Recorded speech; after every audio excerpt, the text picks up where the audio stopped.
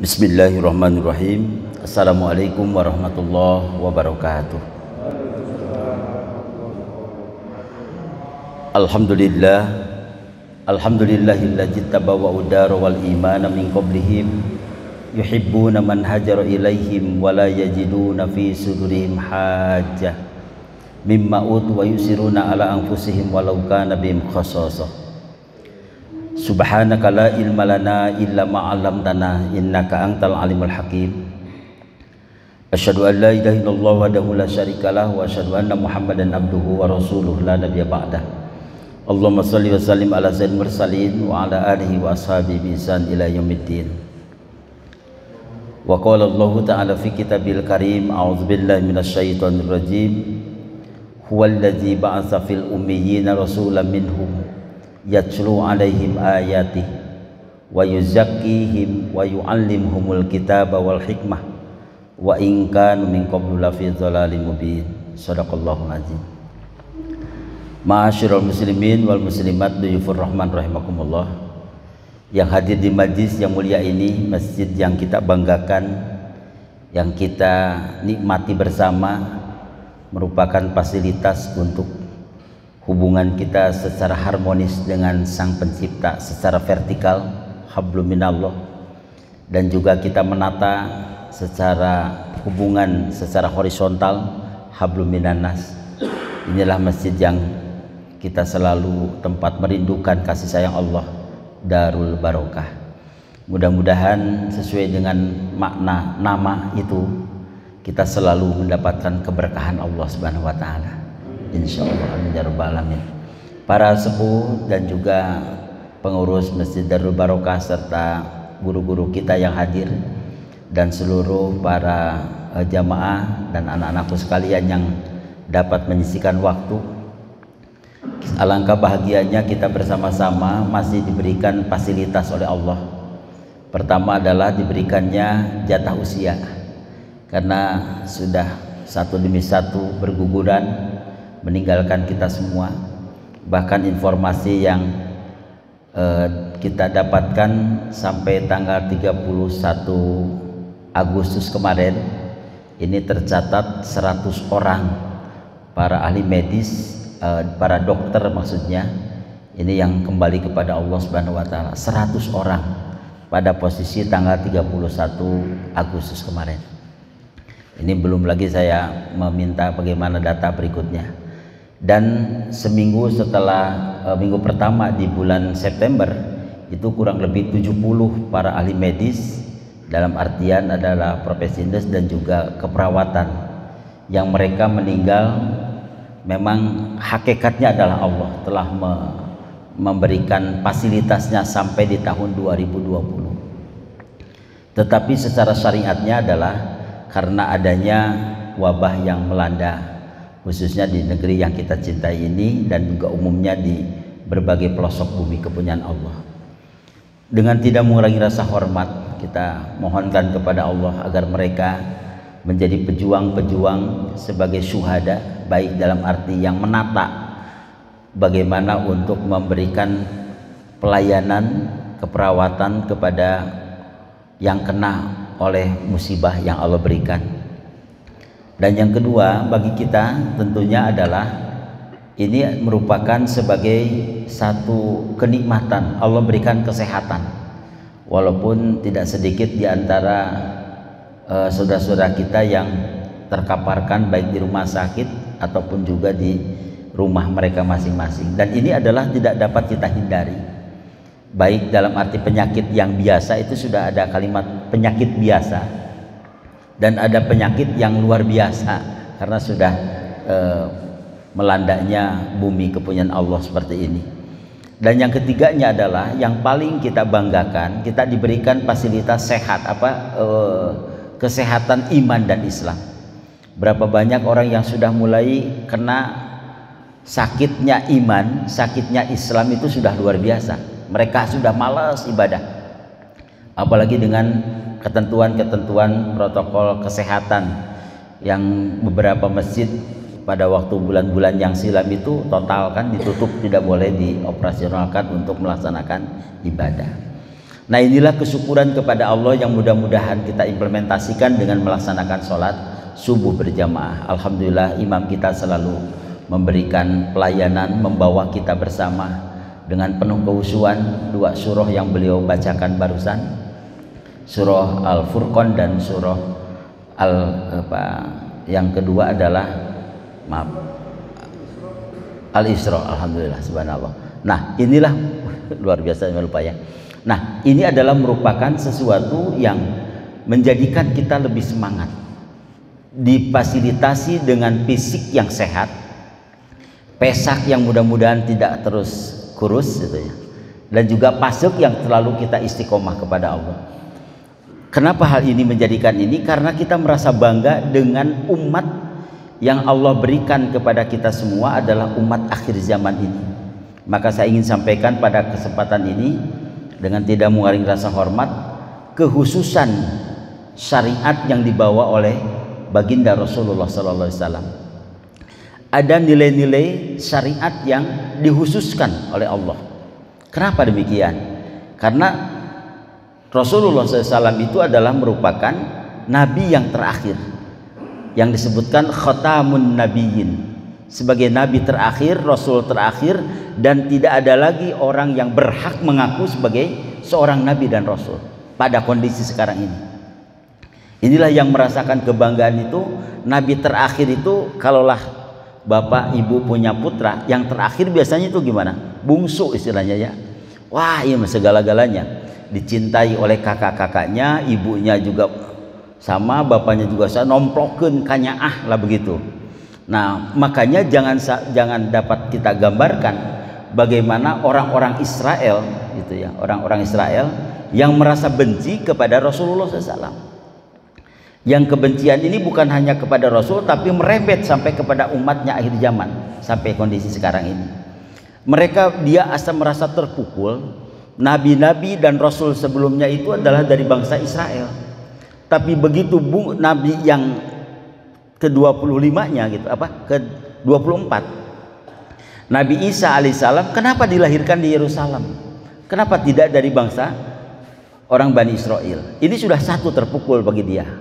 Dan yang keduanya, begitu yang terakhir yang Allah sampaikan, khatamun nabiyyin, ini adalah nabi yang lebih jauh lagi dari Timur Tengah, Mekkah Al-Mukarramah. Ini kan luar biasa. Ini baru Timur Tengah barangkali. Dapat dibayangkan kalaulah Allah masih mengutus lagi bukan khatamun nabiyyin kepada Nabi Muhammad, ada nabi dari timur-timur dulu ya. Wah, kayaknya lebih semarak lagi emosinya kepada orang Indonesia. Yang sekarang sudah Timur Leste, sudah di luar daripada kita. Nah, ketika Allah menurunkan itu, sampai Quran surah 2 ayat 120, walang tardo angkal yahudu walan nasoro hatta tattabi'a millatahum.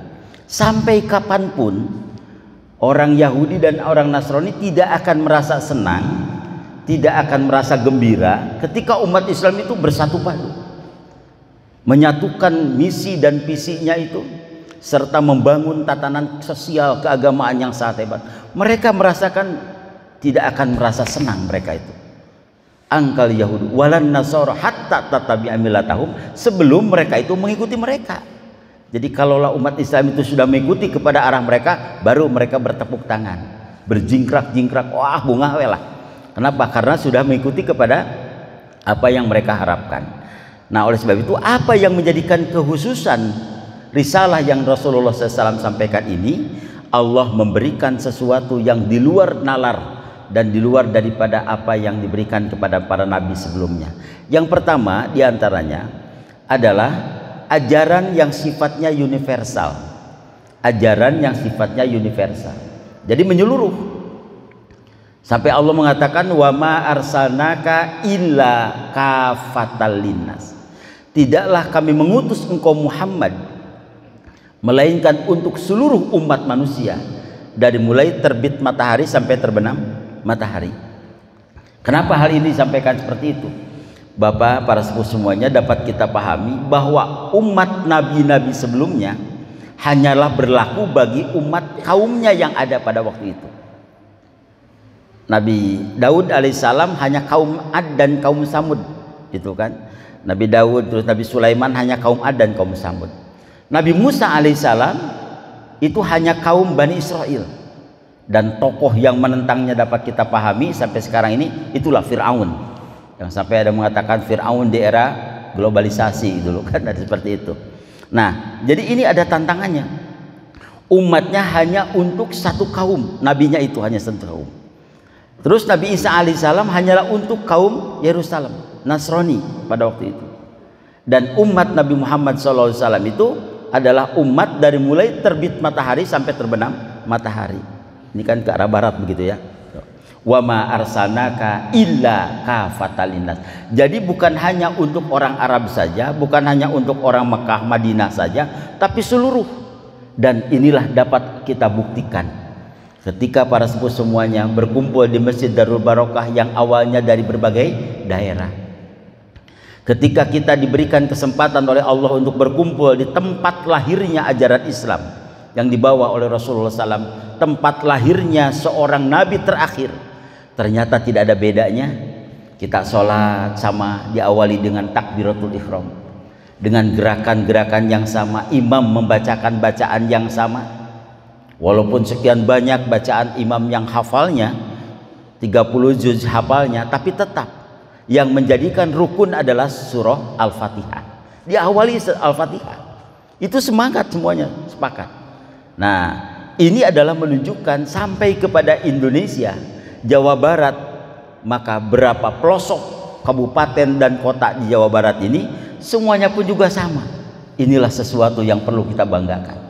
Para sepuh semuanya dari masa ke masa, yang utamanya kan sama kita ini, hanya perbedaan masalah ikhtilaf kecil-kecil lah yang sampai saat ini belum bisa dituntaskan ini ya. Hanya tetapi secara umumnya itu sama, semuanya melaksanakan itu ibadah itu. Nah, inilah yang merupakan universalnya. Berlaku ajaran yang dibawa oleh Nabi Muhammad SAW itu untuk seluruh umat manusia dari masa ke masa, dan tidak akan berakhir sebelum bumi ini Allah tiadakan.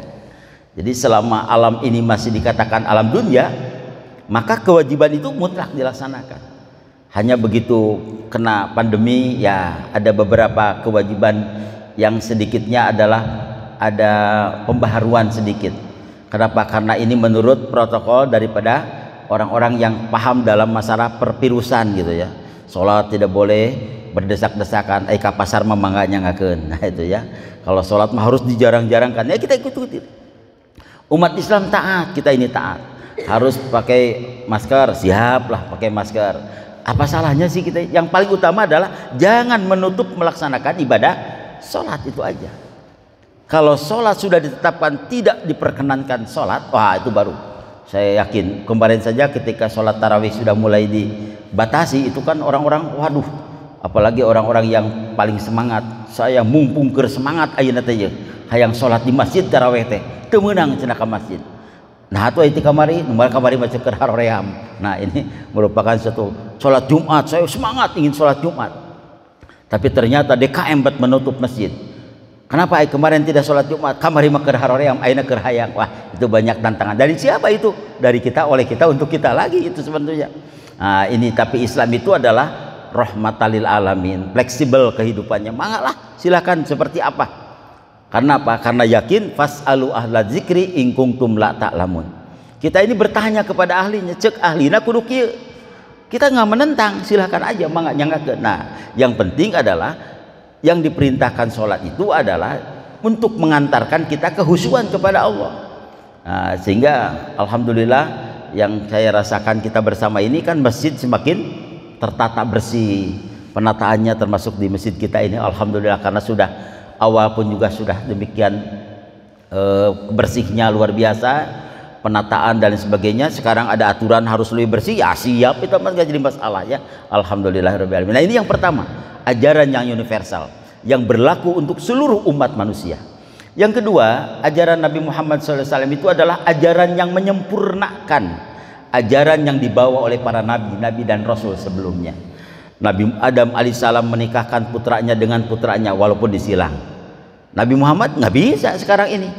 Bapak punya putra lah, cep daripada jeung batur menengken nikah teh jeung adi maneh we, itu nggak bisa. Kenapa? Karena sudah disempurnakan. Al yauma akmaltu lakum dinakum wa atmamtu alaikum nikmati wa raditu lakumul Islam madinah. Hari ini telah aku sempurnakan ajaran untukmu. Ini yang sangat kita banggakan.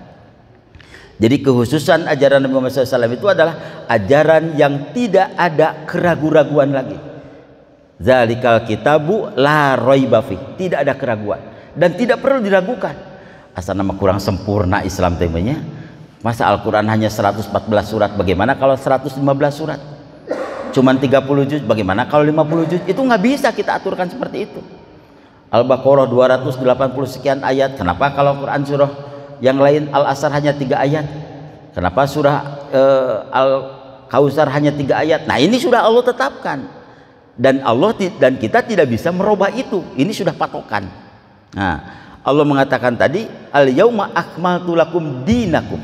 Aku telah sempurnakan ajaran untukmu.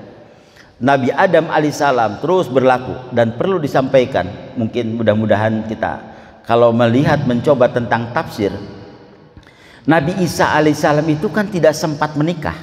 Nabi Isa alaihissalam itu. Sementara beliau itu punya umat. Umatnya pada waktu itu ini belum banyak persoalan-persoalan yang berlaku seperti yang kita hadapi sekarang ini. Nah, karena beliau belum melangsungkan pernikahan, beliau dalam Al-Quran itu kalimatnya adalah rufi'ah, diangkat. Sebagian umat Islam mengartikan makna diangkat itu diwafatkan, tetapi bukan berarti diwafatkan dengan disalib. Ini sebagai gambaran bagi kita. Yang keduanya ada lagi masih hidup Nabi Isa alaihissalam itu. Tapi yang jadi catatan itu beliau belum mengajarkan syariat bagaimana cara menikah. Nah begitu Rasulullah SAW diutus oleh Allah Subhanahu Wa Taala, maka beliau al-yauma akmaltu lakum dinakum, menyempurnakan. Beliaulah yang tampil sebagai seorang suami, beliaulah tampil sebagai seorang wali, sebagai seorang ayah yang menikahkan putrinya Fatimah Zahra dengan Ali bin Abi Thalib.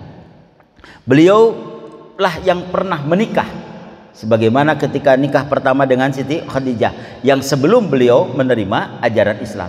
Tapi ketika dengan Siti Aisyah radhiyallahu anha, putrinya Abu Bakar As-Siddiq, maka beliaulah yang telah menetapkan syariat ajaran Islam.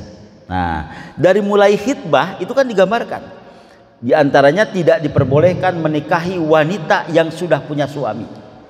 Apa yang terjadi zaman sekarang ini? Jahiliyah yang modern sekarang ini. Punten, sanes di keluarga besar Darul Barokah, berapa banyak istri yang sudah bersuami diudag-udag, bahkan meminta udahlah ceraikanlah suamimu, gugat cerai. Masya Allah, dengan catatan apa? Al-Pulus lulus, Lapulus mampus. Jadi banyak diantaranya persoalan-persoalan istri saya direbut ke si A. Persoalannya kenapa? Ya saya dalam keadaan ekonomi yang seperti ini. Nah itu kan, jadi ternyata kembali lagi kepada urusan perut akhirnya itu. Nah sampai tega mengudag-udagnya, sampai mencari peluang-peluang agar dia siap diceraikan atau ditalak oleh suaminya. Ada lagu yang sangat populer, Kutunggu Jandamu. Nah itu aja seperti itu, masalah terkena dilagukan lah eta bawa sarapaleun lah. Nauzubillah min dzalik. Bagaimana kalau seandainya dia itu suaminya yang mencarinya, yang muda-muda itu merebut istri orang lain? Ini yang paling berbahaya kan. Dan tidak sedikit diantaranya seorang istri yang mencari supaya menggoda, merusak rumah tangga orang yang sedang dalam keadaan rukun dan damai. Suaminya cinta kasih luar biasa, digoda oleh si perempuan, dan akhirnya rontoklah rumah tangganya. Kenapa bisa terjadi seperti itu? Padahal dunia tidak sebesar daun kelor kan, gitu istilahnya itu. Tapi sayang sekali karena ada ungkapan mengatakan kalau cinta sudah melekat, tai ayam pun rasa coklat katanya gitu ya. Masya Allah. Jadi gus kabung bulengan gitulah. Akhirnya si gana teh batur mah rumuk gitu, nggak kelihatan. Maka dicari orang yang sudah punya suami. Akhirnya dicari lagi supaya diceraikan. Terus seorang wanita mencari bagaimana suaminya istrinya supaya tidak cinta lagi. Akhirnya dia masuk ke dalamnya. Masya Allah, luar biasa. Dan yang paling berbahaya lagi, seorang laki-laki mencari ngudag-ngudag kepada suaminya dan dinikahi laki-lakinya itu. Nah, itu yang paling berbahaya lagi. Artinya apa? Si laki-laki nikah dengan laki-laki lagi. Ini yang diminta oleh orang-orang luar masuk komunitas-komunitas kepada Indonesia. Kalau para ulama yang ada dekat dengan umaro tidak kuat istiqomah, terbayangkan oleh Bapak akan dilegalkan nikah sesatu jenis kelamin. Masya Allah, laki-laki dengan laki-laki, perempuan dengan perempuan.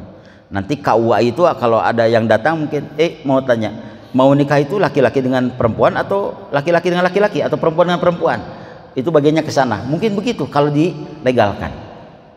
Nauzubillah min dzalik. Inilah kembali kepada masa zaman Nabi Lut alaihissalam. Padahal Rasulullah SAW itu telah menyempurnakan bahwa perbuatan itu melanggar aturan sunnatullah dan sunnah Rasulullah SAW.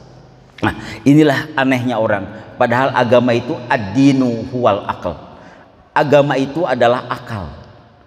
Ad-dinun nasihah. Agama itu nasihat. Kenapa akalnya bagaimana? Dapat kita bayangkan ketika Bapak memberikan uang kepada siapapun, sodako 100.000, padahal uang Bapak ada 1 juta, berarti berkurang dari 900 jadi 1 juta jadi 900 karena diberikan kepada orang. Itu yang namanya ad-dinu wal akal, berdasarkan akal. Ini kurang, iya, karena disodakohkan, diinfakkan ke Masjid Al-Barokah.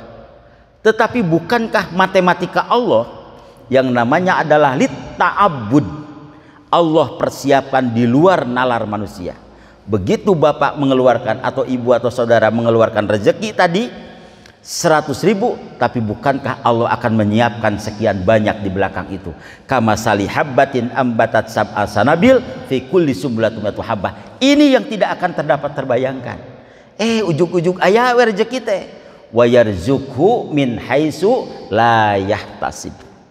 Ketika akan celaka ternyata Allah selamatkan. Ketika akan rugi Allah akan sukseskan. Ketika dia akan mendapatkan ujian yang berat Allah tangguhkan itu semuanya. Masya Allah. Nah itulah, maka agama itu adalah memberikan kontribusi yang sangat indah.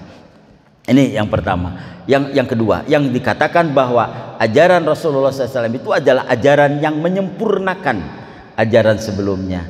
Coba ketika akan menikahkan putra putri Bapak, harus ada calon mempelai lakinya, mempelai wanitanya.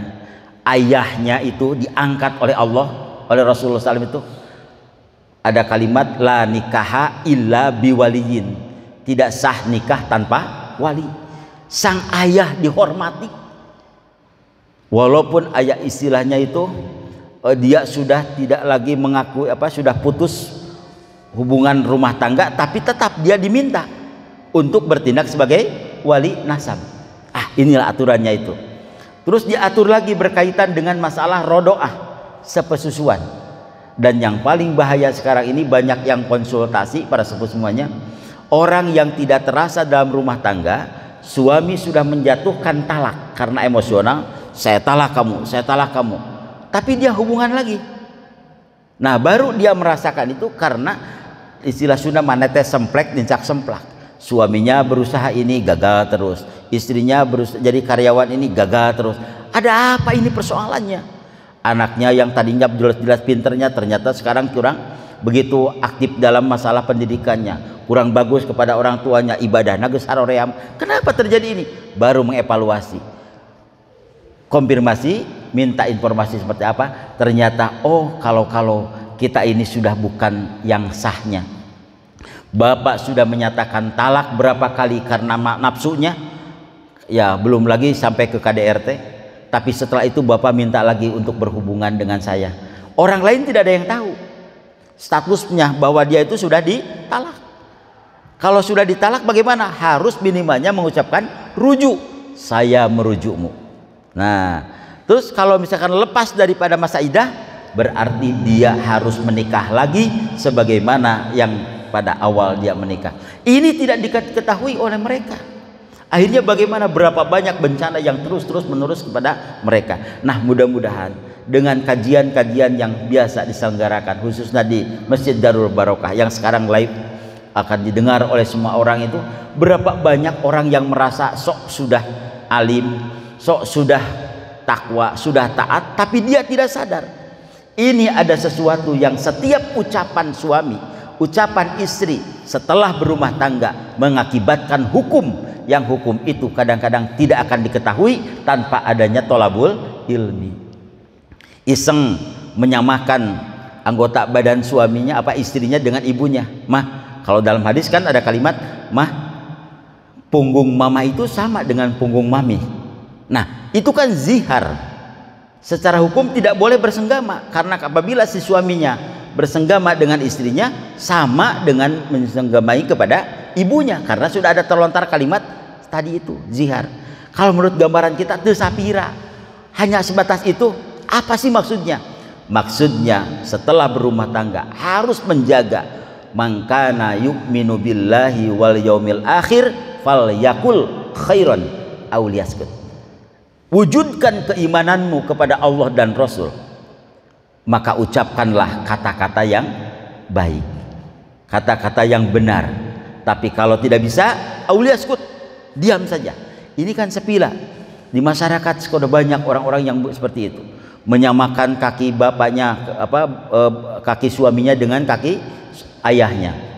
Oh mau bari jengahin nama, Pak, kok kaki papa itu kayak kaki papi menijebrag siga gajah. Waduh, masya Allah, sudah mah kena hukum, dihina lagi kan, dapat dah jebrag saeutik meureun siga kitu. Masya Allah, luar biasa. Ini adalah padahal Quran mengatakan waman ahsanu qaulam mimman da'a ilallah. Tidak ada lagi ucapan yang paling hebat kecuali adalah ucapan dakwah. Berarti suami mengajak, istri pun juga mengajak. Silih emutan, ta'awanu alal birri wat taqwa wala ta'awanu alal ismi wal udwan. Ini bagaimana cara menjaga ketakwaan itu? Maka dengan ucapan saja sudah seperti itu, apalagi yang lain. Belum lagi kata-kata yang lain yang mengakibatkan sang suami dan istri itu adalah secara hukum tidak boleh untuk bersenggama sebelum membayar kifarat, gitu kan. Jihar itu kena kifarat. Pilih dari tiga itu. Merdekakan seorang hamba sahaya, susah zaman sekarang. Yang kedua, saum 2 bulan berturut-turut. Aduh, masya Allah, titah puasa 2 bulan berturut-turut asa kiamat atau kabayang. Jangankan 2 bulan, 1 bulan saja Ramadan saja asa kiamat atau itu Ramadan yang ada gerbek sahur, ada segala macam. Kan kalau Ramadan juga rasanya ingin segera selesai Ramadannya. Kalau pakaian sudah ada, parcel sudah banyak, THR geus didapat, hayang buru-buru lebaran teh berakhir kan gitu. Punten sanes di Pasir Impun, bukan di Taman Melati, di komplek-komplek yang lain. Kalau di sini insya Allah tidak akan beda gitu. Nah itu itu seperti itu kan, diantar ini 2 bulan, bayangkan. Tidak bisa berikan makan 60 orang fakir miskin. Sa-RT-eun lah, sok Pak RT tinggalian mawi sudah di baleunghar sadayana. Aduh bingung lieur banyak. Nah, 60 orang fakir miskin. Nah, setelah itu baru bisa berhubungan. Ini adalah selalu sudah diremehkan karena faktor ketidaktahuan. Umat Rasulullah SAW itu diatur sampai sedemikian rupa. Resepsi silakan, tetapi ada aturan. Undanglah bukan hanya orang kaya, tapi orang miskin juga diundang. Tidak akan mendapatkan keberkahan resepsi pernikahan atau walimatul urus kalau yang hadir itu hanya orang-orang kaya. Ini pernah ada yang meminta masukan kepada saya, Pak, saya mau cari yang miskin bagaimana? Keluarga dari mempelai laki, mempelai perempuan itu orang kaya semuanya. Alhamdulillah, saya bilang. Terus tetangga bagaimana? Tetangga saya itu adalah orang-orang para pejabat, konglomerat, dan juga para pengusaha. Waduh, luar biasa. Minimalnya keluarga di komplek itu minimal adalah orang yang punya mobil cuma 2. Coba bayangkan, kesananya punya showroom segala macam. Alhamdulillah. Saya bilang ada yang harus kita perhatikan. Siapa? Kaum duafa, orang yatim. Itulah yang kita undang. Dari mana? Kalau kita sulit mengumpulkan, ambillah dari panti asuhan. Undang mereka, hadirkan pada saat acara resepsi pernikahan. Biarlah mereka yang pertama kali mengucapkan barakallahu laka wa baraka alaika wa jama'a bainakuma fi khair. Apa tidak merasa haru pada saat itu? Tapi kalau yang namanya pejabat, pimpinan, direktur, dan direksi segala macam, itu sudah biasa mereka itu. Beliau dipersilahkan datang duluan, menyampaikan salam, botok bersama, makan di tempat VIP plus itu kan sana. Ini dipersilahkan anak-anak yatim piatu, masya Allah. Saya bilang kalau bisa panti jompo, tapi panti jompo nggak usah diundang datang hadir. Saya bilang merepotkan, kasihan. Cukup aja rezekinya berikanlah ke sana. Kalau panti pijat nggak usah, saya bilang lah, reweh atau dari ayah langanan di didinya adanya, masya Allah luar biasa. Nah ini kan bagaimana betapa hebatnya, maka lahirlah ayat Al-Quran, wa ma arsalnaka illa rahmatal lil alamin. Tidaklah kami mengutus engkau Muhammad, tidaklah kami turunkan Quran, dan tidaklah kami wariskan Islam, melainkan rahmatal lil alamin. Ini kebanggaan kita ini. Risalah Rasulullah SAW itu, apapun yang menjadikan keinginan kita, selama tidak bertolak belakang dengan akidah, mangga silakan. Adat rek model kumaha, mangga silakan. Yang penting jangan bertolak belakang dengan syar'i. Hoyong ayah pengawasan abdi mah setelah selesai akad nikah itu seperti di desa kan begitu ya. Akad nikah pagi-pagi, malamnya ada pengajian, boleh? Boleh, silakan. Apa maksudnya? Supaya menyampaikan kepada publik putra putrinya sudah menikah.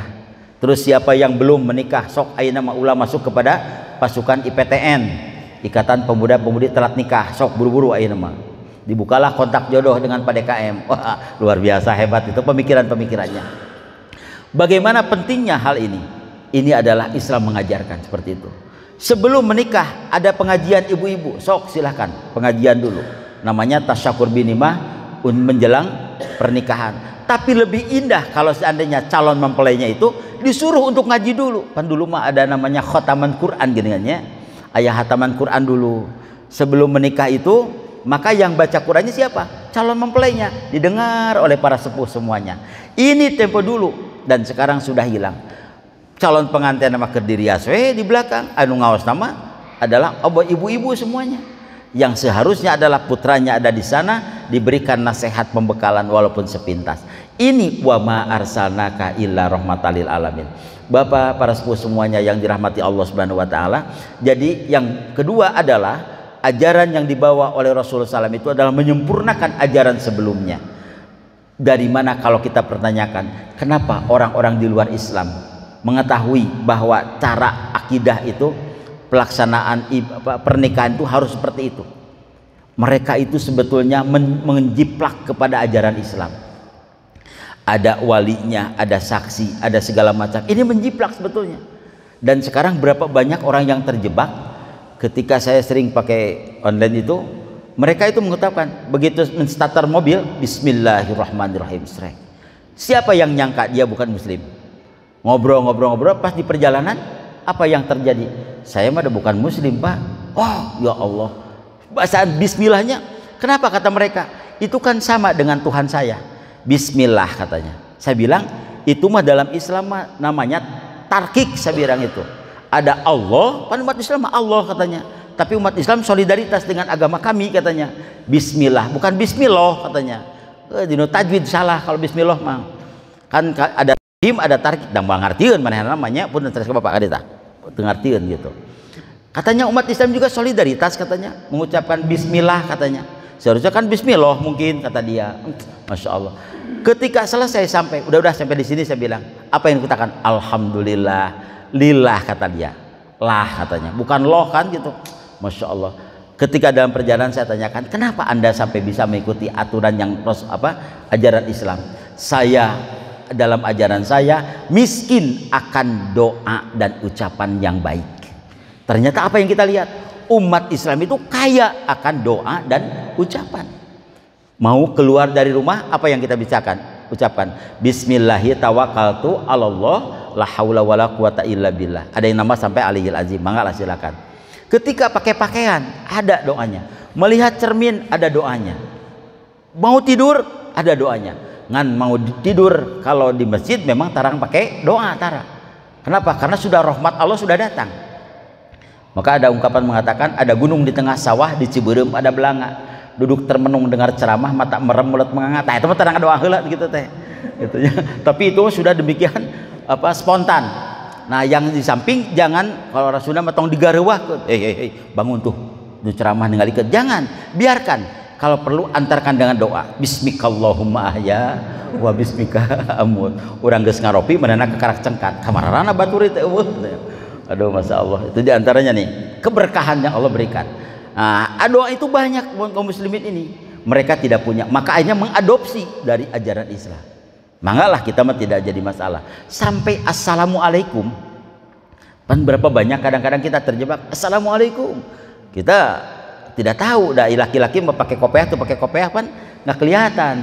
Kalau perempuan ya pakai kerudung barangkali kelihatan. Assalamualaikum, waalaikumsalam. Lama-lama, oh dia tuh bukan muslim, masya Allah. Kenapa? Nah ini sampai saat ini kan dibicarakan terus. Bagaimana kalau menjawab ucapan salam dari non muslim? Dua kubu, yang satu jawab, yang satu lagi jangan. Oh bingung itu kan. Sebentar lagi bulan Desember mengucapkan Natal, bagaimana? Yang satu mengatakan orang kita menyatakan selamat Natal kan tidak ikutan Natalnya, hanya cuma menyatakan selamat Natal saja. Ini kan masalah lagi. Seperti halnya kita datang kepada orang yang menikah, Bapak mengucapkan selamat ya, selamat menikah. Apa Bapak ikut nikah enggak? Kata mereka argumennya begitu. Ya enggak, saya bilang, tah sigak kitu we. Satu tah rasional ke harti oge. Yang satu lagi mengatakan tidak, kita tidak akan mengucapkan selamat kepada di luar muslim. Kenapa? Karena ada kaitan ta'abud, berarti kita menyatakan kesetujuan atas Tuhan yang mereka sembah. Nah itu kan seolah-olah ini ada kaitan. Nah ini perbedaan-perbedaan yang sekarang ini tidak dapat kita selesaikan.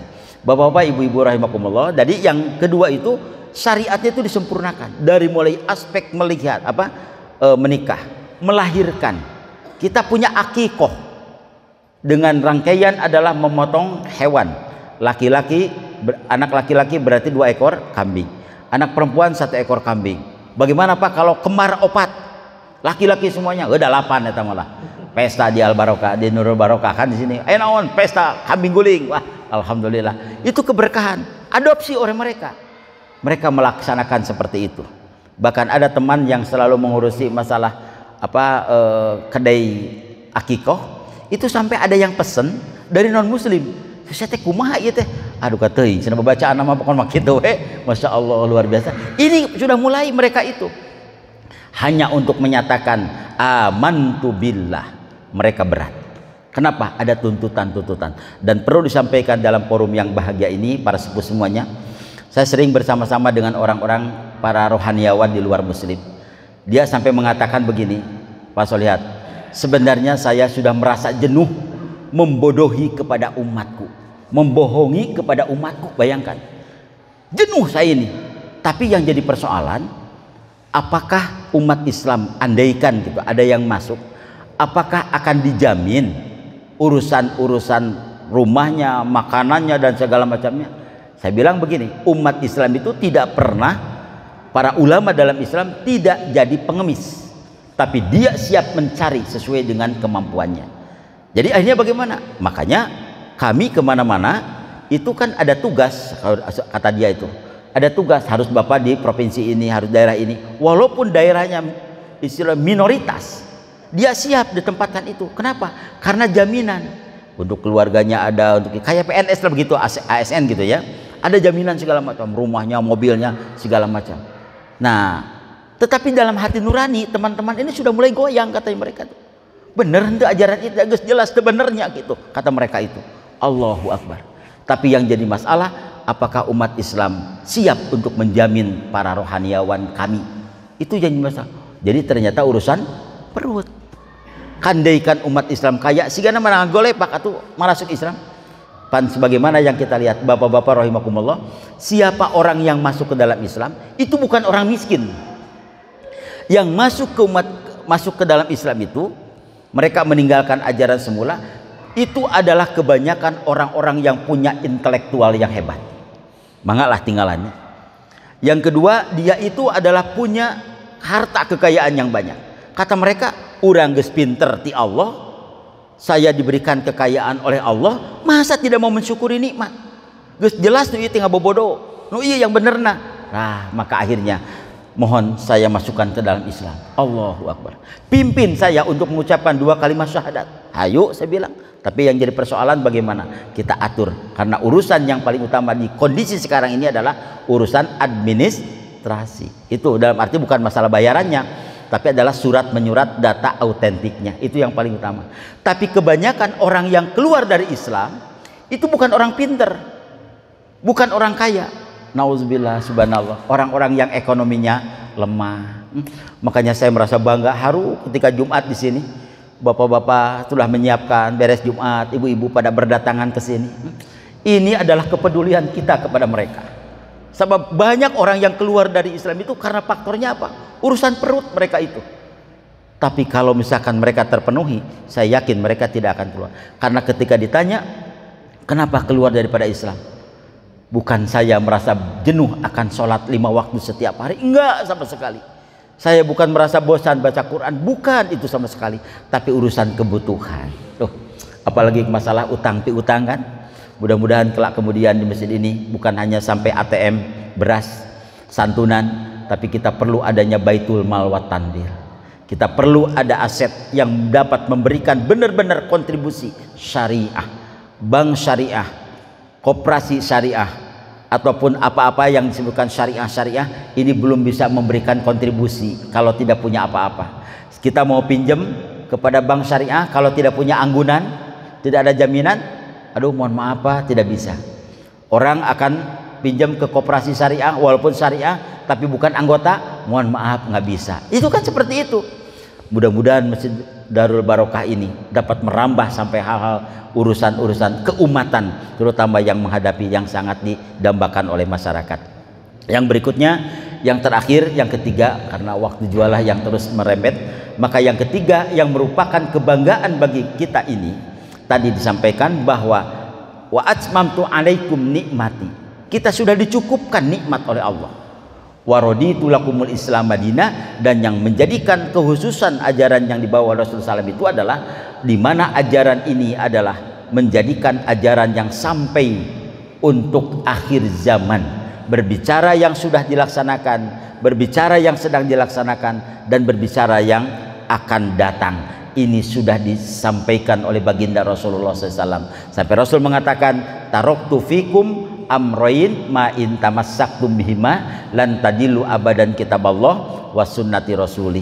Apabila umatku berpegang teguh kepada dua perkara ini, maka dia tidak akan sesat selama-lamanya. Kitaballah wa sunnati rasulih adalah Al-Qur'anul Karim dan juga sunnah Rasulullah sallallahu alaihi wasallam.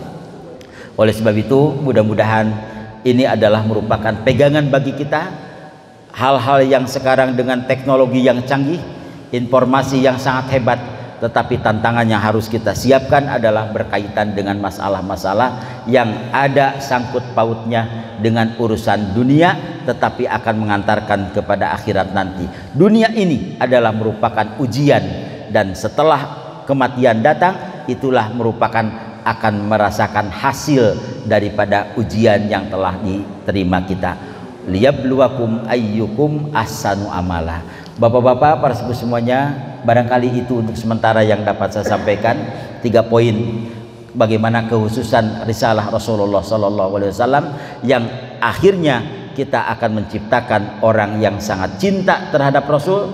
Man ata'ani faqad ata'allah wa man asani faqad asallah. Siapa orang yang taat kepada Rasul, dia telah taat kepada Allah. Tapi orang yang taat yang mendurhaka kepada Rasul, berarti dia telah membangkang kepada aturan Allah. Barangkali kalau ada yang mau disampaikan, Billy ayanu badai diteruskan bangaknya nggak kesana nangtang gitulah. Barangkali sebelum saya tutup dengan doa.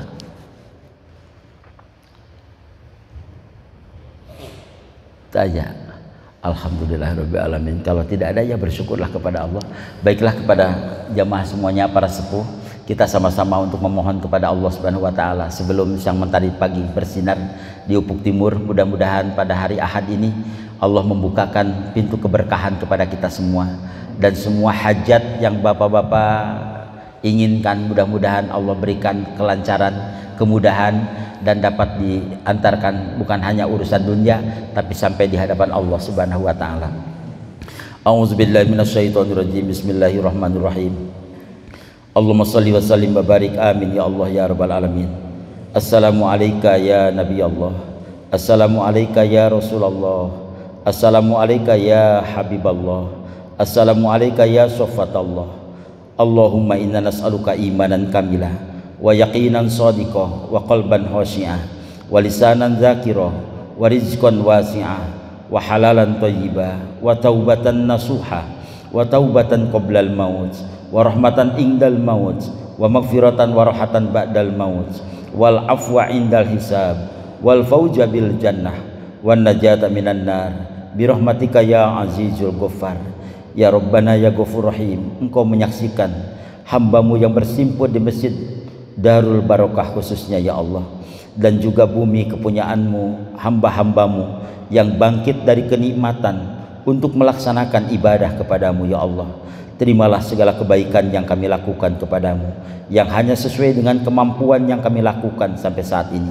Ya Rabbana ya Ghafur Rahim, berikanlah jamaah kami kesehatanmu ya Allah, sehatkan lahir dan batinnya, selamatkan kami dunia sampai akhirat ya Allah, dan berikan kepada kami kebahagiaan, ketentraman, kenyamanan, dan penuh keasrian dalam kesempatan untuk melaksanakan ibadah kepadamu ya Allah.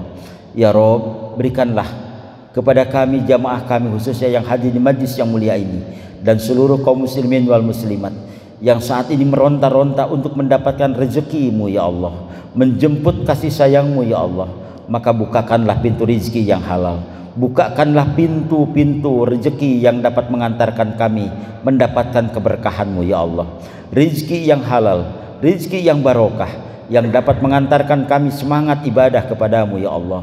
Jangan Kau berikan kepada kami rizki yang dapat mengakibatkan kami jauh daripada rahmatmu ya Allah. Ya Rob, andaikan kami masih diberikan usia yang panjang, panjangkan usia kami dengan penuh keberkahanmu ya Allah.